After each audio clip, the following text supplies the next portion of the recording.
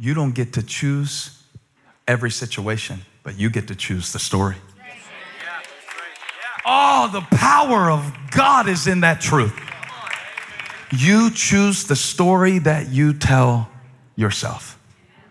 So if something's hard, you can be like, oh man, this is hard. I thought God told me to do it, but I guess the Lord isn't in this. This is hard. It must not be God. What if Jesus would have thought about the cross that way? Oh, this is hard. This must not be the will of God. I must not have heard God on this one. Boy, this is hard. That's a story. Here's another story. This is so hard, it must be God. That must be, the devil must have got a memo that I'm on to something good. I'm on the edge of Canaan. That's what these giants are here to signify. It is dangerous when you select a certain story. Nobody cares about me. Give me your phone. I will show you people who care about you, who checked on you this week. But you let that devil in your editing room and gave him your typewriter. I'm an old school preacher. You gave him the seat in the chair to edit your story. You get to choose your story. I didn't always believe this. I thought, well, certain people, they have certain stories. No, those are situations. Life will give you a lot of suffering. You don't get to choose it. But if you're going to have to suffer enough because of the situations that life brings, why would you choose to suffer with a story? I don't know who this is for. It's probably not somebody in this room. You've suffered enough. You've suffered enough. What you're going through is hard enough. What you're dealing with is heavy enough without telling yourself a story about it that reinforces the thought that God is not with you. I'm still in Acts 11. Peter told them the whole story. He saw what God did. They heard it. He saw it. They heard it. He saw it. They heard it.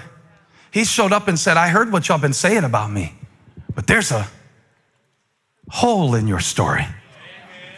You're telling me what you heard. Let me tell you what I saw. I saw the vision of the whole earth being reached by the gospel of Jesus Christ. I saw it. I experienced it. I know that God is for me. How do you know? Well, I was there. I was there when he picked me up.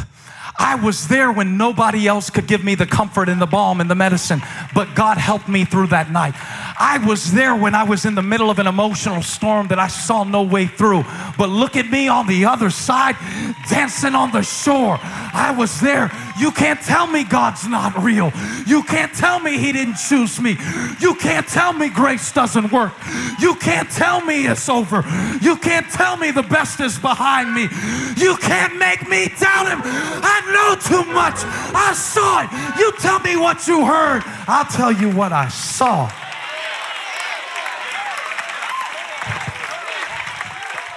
I feel the Spirit of the Lord. You choose the story. Now, if this is the most difficult season of your life right now, you still get to choose the story. Did you clap because you're going through hell? You get to choose what you tell yourself, the story of this season. Okay? Because watch this. One person says, I'm going through the valley of the shadow of death. Somebody else says, there's a table for me in the presence of my enemies. It's the same situation, but it's a different story. Y'all forgot how to shout while I was gone last week. Shout if you know that the devil might take your money. He might rob you of a few years, but you can't have my story, my joy, my anointing, my authority. Get under my feet, snake.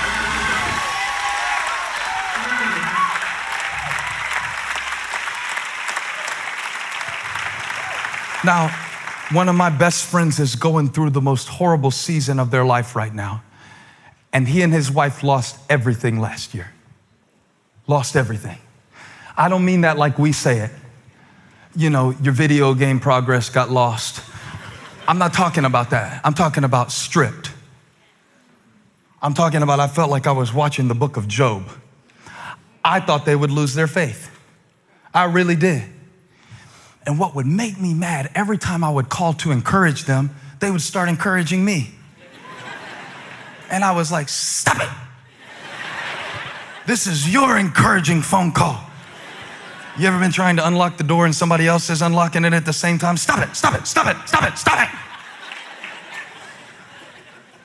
And so she said something, the wife, they lost their ministry, had to move to the other side of the country. And much of it was his decision. It wasn't her decision. And then as the consequence of his decision, she ends up having to leave everything that she's known, the town they grew up in, the ministry, all of it, left it, gone, other side of the country. Then she gets diagnosed with cancer. So I'm like, you for real right now? Her? All right. So I saw her after all her hair was gone from chemo, and after she was, 33% smaller than she was when I saw her, all of the stuff was in full effect.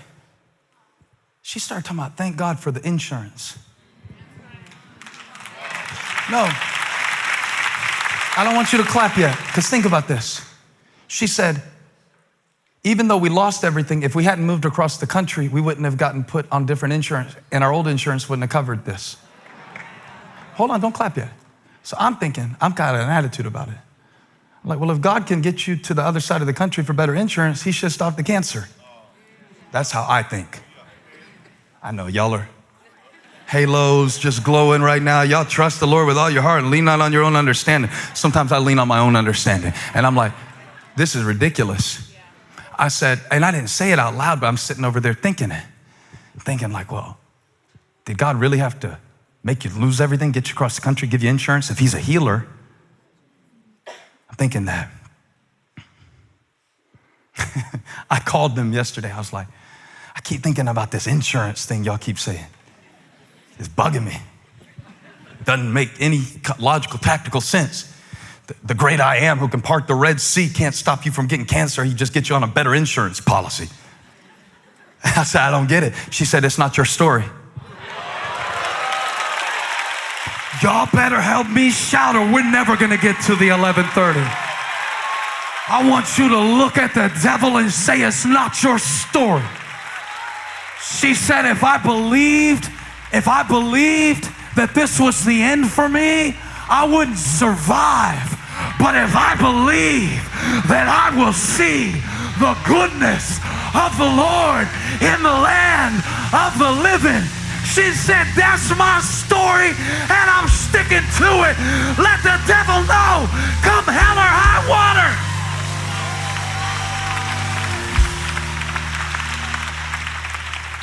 I get to choose the story that I tell. Yeah. I feel empowerment in this word. I get to choose the story that I tell. I get to choose. Be careful about selective stories. Be careful about self-centered stories. Be careful about secondhand stories. And be careful about short stories.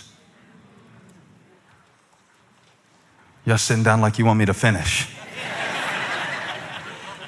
Now, be careful of short stories. This point is not for Holly.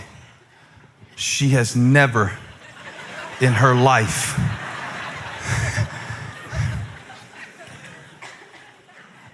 I might have to pay for this when we get home, but it's going to be worth it to get the point across. My wife, when she was growing up, her dad used to say because there were 3 women in the house, well, 3 daughters and a wife. So it was him versus the estrogen, and the estrogen was just so powerful. And so when they would start telling a story, he'd go, how long is this story gonna be? I just need to know, should I get comfortable in my chair? Should I fluff my pillow? Should I get an MRE. How long are we going to be here in the story? I thought that was so rude that he would say that, but I'm kind of like, now I know what he was saying, because it's not I don't want to hear it. I just want to pace myself with my attention span. Make sure I take some notes, so I can refer back to point number 3A and ask, But it's always so eloquent, and I don't mind. Anyway, she says something all the time to people that I've never said to anyone. She'll say, somebody be telling a story. This happened last week. True story? Okay. Because I said this last night. She knows what I'm gonna say. She said last week to somebody, they were starting to tell a story. I'm yawning. I look interested, but I got an inner yawn. I'm like, I'm thinking the more I nod, the faster they'll do this. And she goes, oh, this is a great story. Please tell me everything and don't leave out any details. Shut up.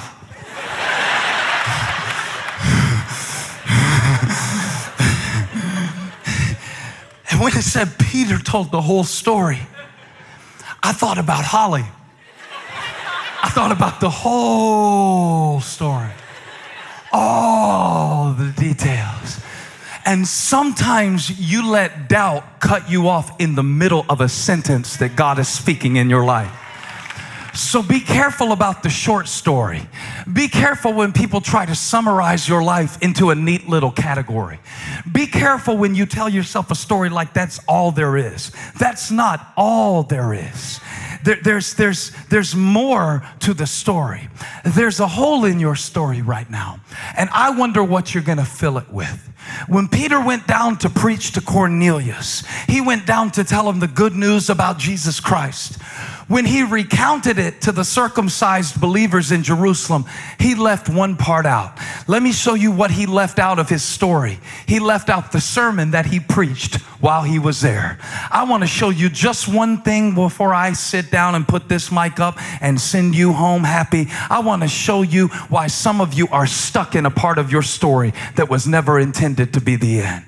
Because when Peter got up to preach to Cornelius in Acts chapter 10, verse 39, he said something about Jesus that we are all witnesses. I saw it. I know what you heard. I saw it. I was there. I saw him save me. I saw him pay the price for my sins. I saw him shed his blood. I saw him with the lashes on his back. I saw him as a sheep before the shearer, and he didn't say a word. I saw it for myself. And we are witnesses of everything that he did in the country of the Jews and in Jerusalem. They killed him.